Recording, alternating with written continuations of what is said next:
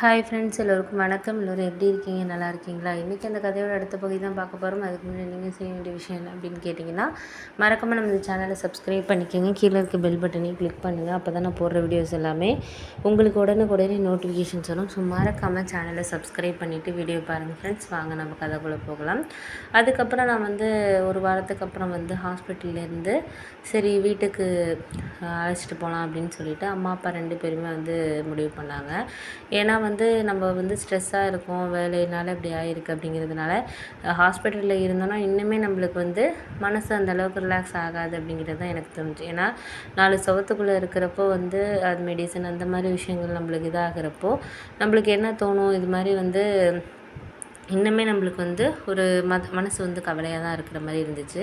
நான் உடனே அம்மாக்கிட்ட சொல்லிட்டேன், எனக்கு கொஞ்சம் எங்கேயாச்சும் நம்ம வெளியில் போய் ஏதாச்சும் வேறு ஊருக்கு வெளியே நம்ம சொந்த ஊருக்கு போகுமாம்மா அப்படின்னு சொல்லிட்டு கேட்டோன்னே அம்மாவும் புரிஞ்சுக்கிட்டாங்க. சரி, நம்ம பொண்ணுக்கு ஹாஸ்பிட்டலில் இருக்கிறது சரியாக வரல, அதனால தான் அவளாகவே இதை இது பண்ணுறா அப்படின்னு சொல்லிட்டு அவங்களாவும் புரிஞ்சுக்கிட்டு தான் அவங்களும் சரிம்மா நீ ஒன்றும் கவலைப்படாத, நம்ம போவோம், ஒன்றும் பிரச்சனை கிடையாது அப்படின்னு சொல்லிட்டு அவங்க இது பண்ணாங்க. சரின்னு சொல்லிட்டு நானும் ஓகே அப்படின்னு சொல்லிவிட்டு அதுக்கப்புறம் நான்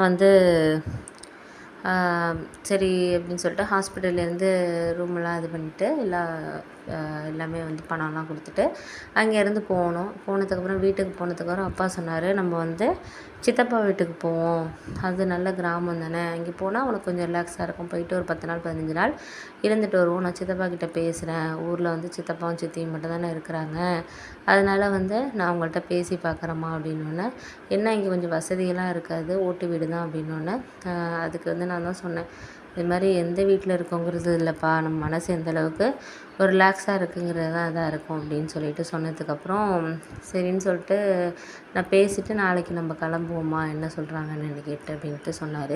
சரி, அதுக்கப்புறம் வீட்டுக்கு வந்தோன்னே கொஞ்சம் புக்ஸ் எல்லாம் படிக்கிறது, அதுக்கப்புறம் கொஞ்சம் டிவி பார்க்குறது, இந்த மாதிரி தான் போயிட்டு இருந்துச்சு.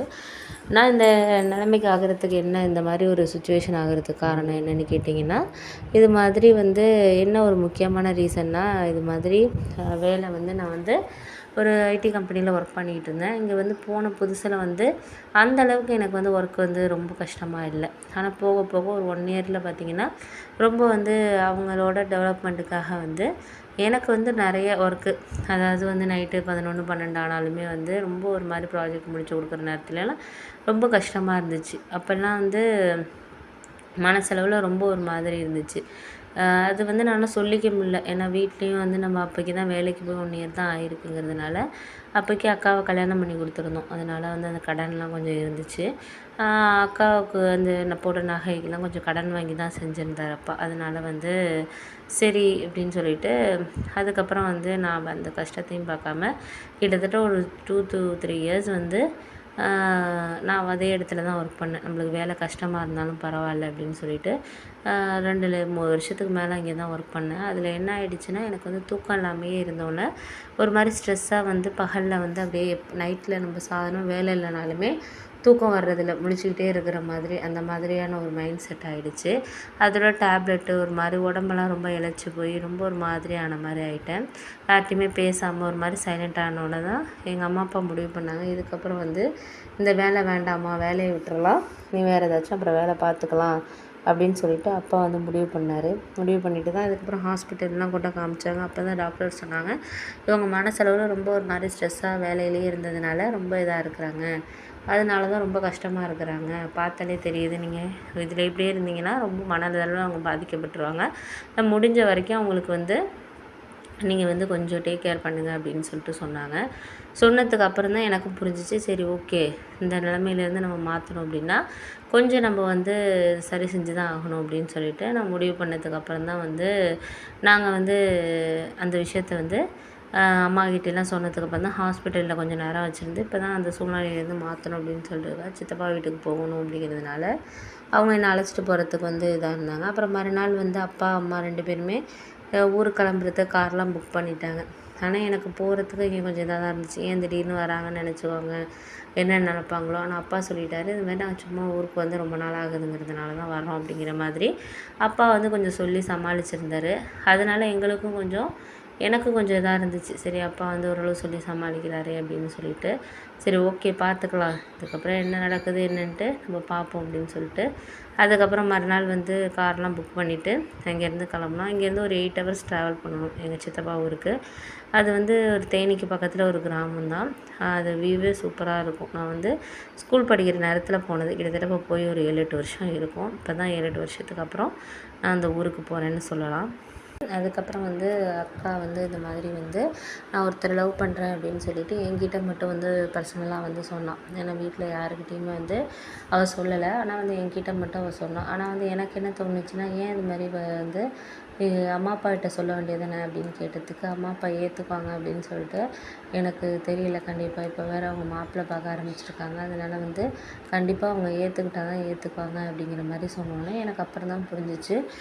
ஏன்க்கா நீ பயப்படுற இந்த மாதிரி அப்படின்னோன்னா, இல்லை அம்மா அப்பா வந்து உனக்கே தெரியும், லவ்னா அவங்களுக்கு அப்பாவுக்கு சுத்தமாக பிடிக்கவே பிடிக்காது. அப்படி இருக்கிறப்போ நான் அவங்க மற்றவங்க லவ் பண்ணாலே அப்பா வந்து என்ன சொல்லுவார் உனக்கே தெரியும். நம்ம மாமா பொண்ணு வந்து கீதா வந்து லவ் பண்ணி மேரேஜ் பண்ணி அரேஞ்ச் மேரேஜாக பண்ணதுக்கே என்னென்ன வீட்டில் பேசிகிட்டு இருந்தார் பார்த்தியா இல்லையா. அதுக்கே இன்னுமே வந்து கீதா அக்காவோடலாம் அவர் சரியாக பேச மாட்டார். ஆனால் மாமா வீடெல்லாம் வந்து ராசி ஆகிட்டாங்க. அவங்க பொண்ணையும் அவங்க ஏற்றுக்கிட்டு எல்லாம் சரியாயிட்டாங்க. ஆனால் இவங்க வந்து இவர் ஏற்றுக்காம தானே பண்ணிகிட்ருக்காரு. இன்னுமே பேசுனது கிடையாது. இப்படி தான் பண்ணிகிட்ருக்காரு. அப்படி இருக்க சூழ்நிலையில் ஏன் வந்து நம்ம வந்து இந்த மாதிரி நான் லவ் பண்ணுறேன் அப்படின்னு சொன்னால் அவர் எப்படி ஏற்றுக்குவார் அப்படின்னு சொல்லிட்டு எங்கள் அக்கா சொன்னிச்சு. இருந்தாலும் பேசி பார்க்க வேண்டியது நம்மளோட கடமை தானேக்கா. நம்ம வந்து நாளைக்கு மாப்பிள்ளை பார்த்து ஏதாச்சும் வந்து அவங்க முடிவு பண்ணுறதுக்குள்ளே நீ ஏதாச்சும் சொல்லிவிடு அப்படின்னோடனே, நீ தான் எனக்கு ஹெல்ப் பண்ணணும். எப்படியாச்சும் வீட்டில் நீ தான் அம்மா அப்பா கிட்ட பேசணும். ஏன்னா என்னை காட்டியும் அம்மா அப்பா தான் வந்து உன மேலே தான் வந்து நீ பேசுனா அது கரெக்டாக இருக்கும் அப்படின்னு சொல்லிட்டு நம்புகிறாங்க. நான் வந்து அந்த அளவுக்கு வந்து அவங்க நான் பேசுகிறதெல்லாம் அவங்க ஏற்றுக்கிற மாதிரி தெரியலடி அப்படின்னோடனே, ஏன்க்கா நீ அது மாதிரிலாம் சொல்கிற, அதெல்லாம் ஒன்றும் சொல்லாத.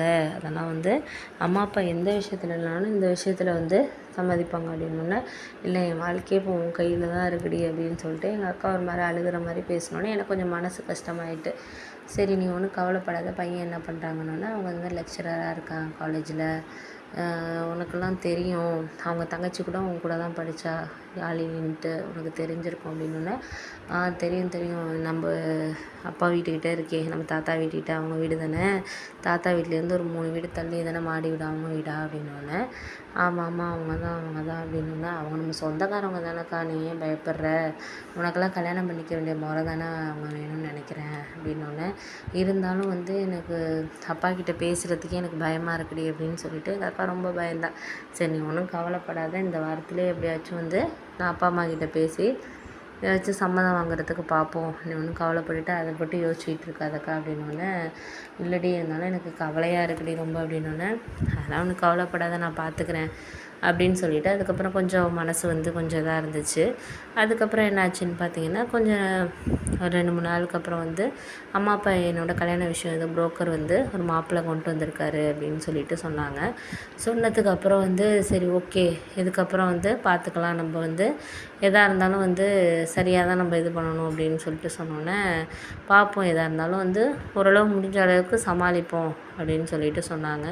பார்ப்போமே அதுக்கப்புறம் அப்படின்னு சொல்லிட்டு 2, 3 நாளைக்கு அப்புறம் வந்து அம்மா அப்பா எனக்கு கல்யாண விஷயத்தை பற்றி பேச ஆரம்பித்தோன்னே எனக்கும் வந்து தோணுச்சு, சரி வந்து இதுக்கப்புறம் நம்ம வந்து இந்த விஷயத்த பேசாமல் இருக்கக்கூடாது. ஏன்னா அக்காவும் நமக்காக ரொம்ப ரிக்வெஸ்ட் பண்ணி பேசியிருக்கா. அதனால் வந்து நம்ம பேசி தான் ஆகணும் அப்படின்னு சொல்லிட்டு நான் அம்மா அப்பா வந்து ஹாலில் அப்போ தான் உட்காந்து அந்த மாப்பிள்ளை ஃபோட்டோவை பற்றி பேசிகிட்டு இருந்தாங்க. நான் உடனே சொன்னேன், இதெல்லாம் நீங்கள் ரொம்ப பார்க்க வேண்டிய அவசியம் கிடையாதும்மா, அக்காவுக்கு ஒரு நல்ல மாப்பிள்ளையாகவே வந்து அவளே வந்து சூஸ் பண்ணியிருக்கா அப்படின்னோடனே எங்கள் அப்பா வந்து ஒரு மாதிரி கோவப்பட ஆரம்பிச்சிட்டாரு.